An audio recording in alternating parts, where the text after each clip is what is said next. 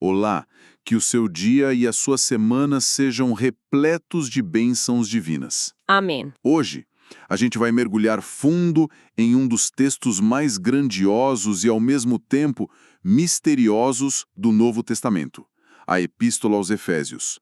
Temos em mãos algumas introduções e notas de estudo que vão nos ajudar a explorar este documento fascinante. Nossa missão é entender quem o escreveu, para quem, em que contexto e, principalmente, qual é a sua mensagem central que ecoa através dos séculos. Ok, vamos começar por aí. A primeira coisa que chama a atenção é que existe um debate sobre a autoria. A carta começa dizendo Paulo, apóstolo de Cristo Jesus, mas os especialistas notaram algumas coisas curiosas. Exato. E é aí que a conversa fica boa. Por um lado, muitos temas e expressões são tipicamente paulinos, não tem como negar. Certo. Por outro, o estilo é bem diferente de outras cartas dele. As frases são mais longas, mais elaboradas. Mais poéticas, talvez. Isso, poéticas. O tom é menos de instrução e mais de oração, de doxologia, um louvor a Deus, sabe? Alguns estudiosos até sugerem que pode ter sido escrita por um discípulo de Paulo, alguém que desenvolveu as ideias dele, especialmente as da carta aos Colossenses, com a qual Efésios tem enormes semelhanças. Mas os defensores da autoria de Paulo têm uma boa resposta para isso, certo? Sim, tem. A explicação mais simples para a semelhança com Colossenses é que Paulo escreveu as duas na mesma época. Provavelmente durante sua prisão domiciliar em Roma, ali entre 60 e 62 DC. Ah, então o contexto explicaria a mudança. Exatamente. A mudança de estilo pode ter sido intencional. Ao contemplar o significado universal da igreja, Paulo pode ter adotado um tom mais devocional, mais reflexivo. É difícil imaginar um imitador que, ao mesmo tempo que copia frases de Colossenses, inova de forma tão brilhante no estilo e na teologia. Entendi. E não é só a autoria que é um mistério, né? O destinatário também. A carta diz aos santos que vivem em Éfeso, mas parece que a história é um pouco mais complexa. É bem mais complexa. Alguns dos manuscritos gregos mais antigos e importantes não contêm as palavras em Éfeso. Sério? E o que isso significa?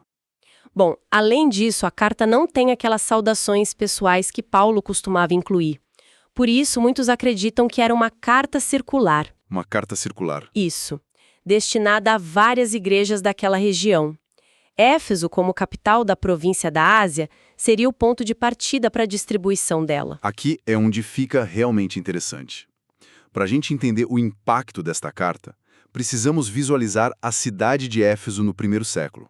Não era um lugar qualquer. De forma alguma, Éfeso era uma das maiores cidades do Império Romano, um centro comercial e cultural, assim, vibrante. A cidade era dominada por uma das 7 maravilhas do mundo antigo, o Templo de Ártemis, ou Diana para os romanos. Nossa, A cidade se autodenominava a alimentadora da deusa e era também um lugar onde a magia e o ocultismo eram muito presentes, como a gente vê no livro de Atos. e o autor da carta usa essa realidade cultural de forma muito inteligente, quase como uma provocação.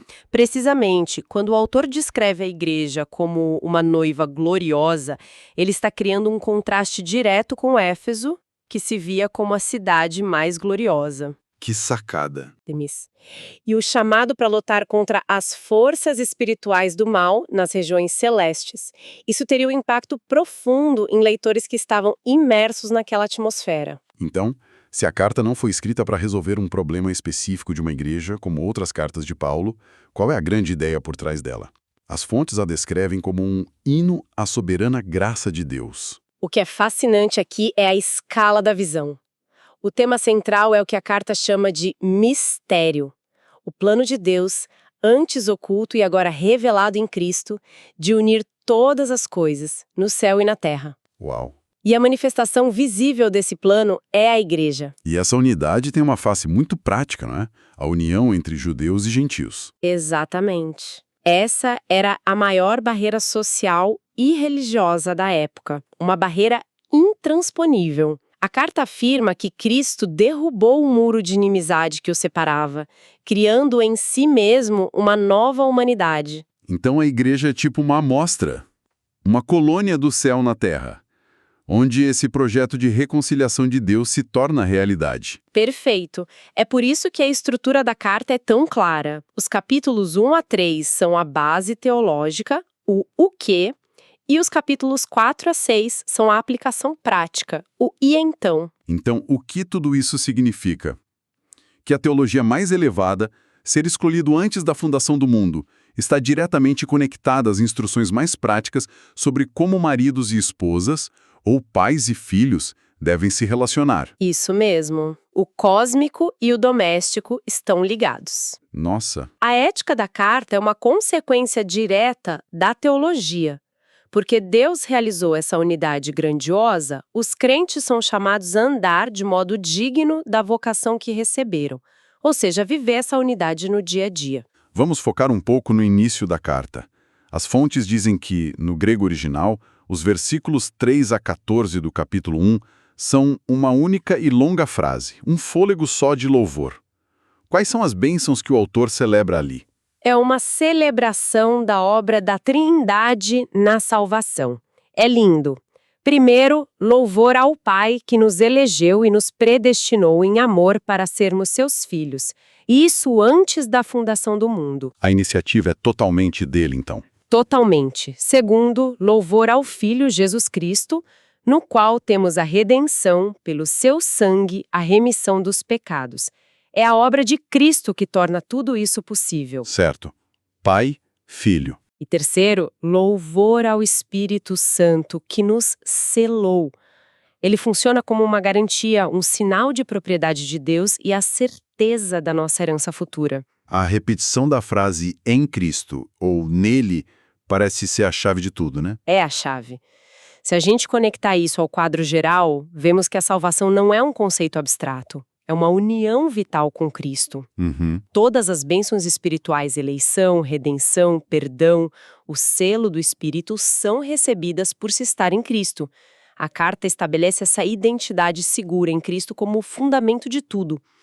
Antes de dar qualquer ordem, o autor primeiro descreve em detalhes o que Deus já fez. Faz sentido. A nossa ação é sempre uma resposta à graça de Deus, nunca uma forma de conquistá-la. Portanto, esta carta seja da pena de Paulo ou de um de seus mais brilhantes discípulos. Ela nos oferece uma visão que é ao mesmo tempo cósmica, abrangendo toda a criação, e profundamente pessoal, transformando os relacionamentos mais íntimos. Exato. É sobre um plano divino de unidade que se manifesta na vida diária de uma comunidade. E isso levanta uma questão importante para os nossos dias, né? A carta descreve a igreja como uma amostra da nova humanidade reconciliada de Deus. Isso nos convida a pensar sobre o que significa, para qualquer comunidade, ser um modelo de unidade e reconciliação em um mundo tão dividido. É uma pergunta forte. Como seria, em nossos próprios contextos, derrubar os muros de hostilidade que nos separam? Um pensamento poderoso para a gente refletir. Deus abençoe todos os ouvintes.